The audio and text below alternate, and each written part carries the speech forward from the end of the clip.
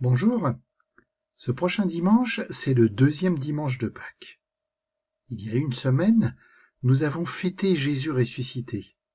Nous avons entendu le récit des 2 disciples qui se rendaient au tombeau le matin, qui le trouvaient vide. Et tu te rappelles, pour l'un des disciples, il vit et il crut. Continuons dans l'évangile de Jean. Voici les références.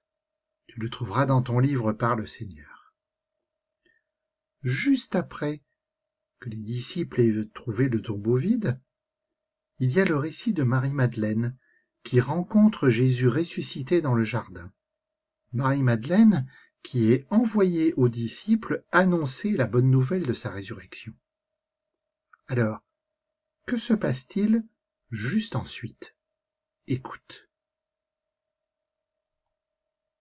C'était après la mort de Jésus. Le soir venu, en ce premier jour de la semaine, alors que les portes du lieu où se trouvaient les disciples étaient verrouillées par crainte des Juifs, Jésus vint, et il était là au milieu d'eux. Il leur dit, « La paix soit avec vous. » Après cette parole, il leur montra ses mains et son côté. Les disciples furent remplis de joie en voyant le Seigneur. Jésus leur dit de nouveau, « La paix soit avec vous. De même que le Père m'a envoyé, moi aussi je vous envoie. » Ayant ainsi parlé, il souffla sur eux et il leur dit, « Recevez l'Esprit Saint. À qui vous remettrez ses péchés, ils seront remis. À qui vous maintiendrez ses péchés, ils seront maintenus. » Alors tu as entendu? On est toujours le même jour, le premier jour de la semaine.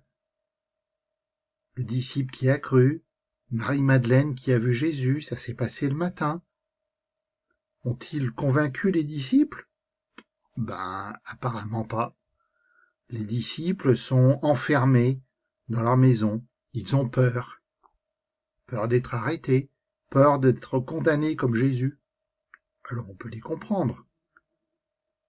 Et voilà que Jésus apparaît. Alors, attention, il n'a pas traversé les murs, ce n'est pas un fantôme.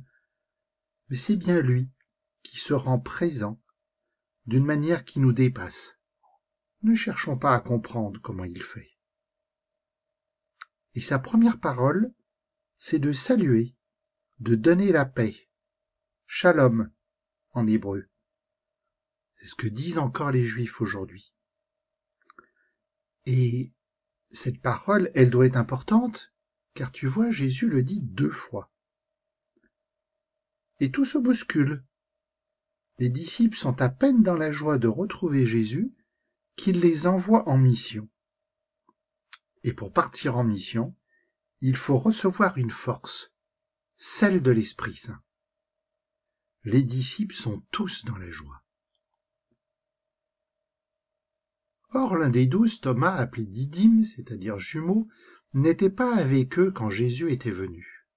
Les autres disciples lui disaient, « Nous avons vu le Seigneur. » Mais il leur déclara, « Si je ne vois pas dans ses mains la marque des clous, si je ne mets pas mon doigt dans la marque des clous, si je ne mets pas la main dans son côté, non, je ne croirai pas. » Finalement, non, les disciples n'étaient pas tous là.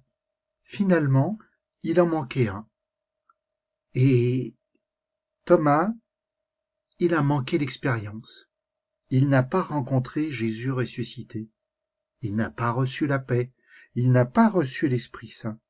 Et donc, on peut comprendre qu'il se sent un peu à part, qu'il a besoin d'en savoir plus. 8 jours plus tard, les disciples se trouvaient de nouveau dans la maison, et Thomas était avec eux. Jésus vient, alors que les portes étaient verrouillées, et il était là au milieu d'eux. Il dit, « La paix soit avec vous. » Puis il dit à Thomas, « Avance ton doigt ici et vois mes mains. Avance ta main et mets-la dans mon côté. Cesse d'être incrédule, sois croyant. » Alors Thomas lui dit, « Mon Seigneur et mon Dieu. » Jésus lui dit, « Parce que tu m'as vu, tu crois. Heureux ceux qui croient sans avoir vu. » Il y a encore beaucoup d'autres signes que Jésus a faits en présence des disciples et qui ne sont pas écrits dans ce livre. Mais ceux-là ont été écrits pour que vous croyiez que Jésus est le Christ, le Fils de Dieu, et pour qu'en croyant, vous ayez la vie en son nom. Alors 8 jours plus tard, rien n'a changé. Sauf que cette fois, Thomas est présent. Et alors si c'est 8 jours plus tard, c'est que c'est encore le dimanche, c'est le dimanche suivant. Et le dimanche, c'est le jour de la résurrection. Le dimanche, c'est le jour de la rencontre avec Jésus ressuscité. Et pour la 3e fois, Jésus donne la paix. Mais cette fois, Thomas la reçoit, comme les autres disciples.